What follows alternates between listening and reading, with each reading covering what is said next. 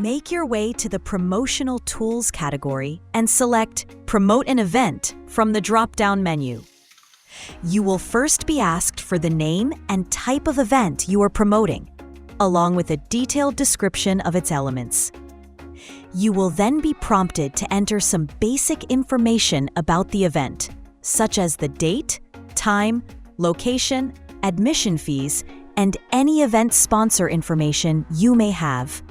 Next, you can select the platforms you would like to use for promotion and provide any additional information you may find relevant, such as age restriction or alcohol consumption. You can now generate your promotional material. You should be met with promotional material for all of the platforms you chose, along with some general recommendations for monitoring and improving your campaign. As always, till next time. Brainiest.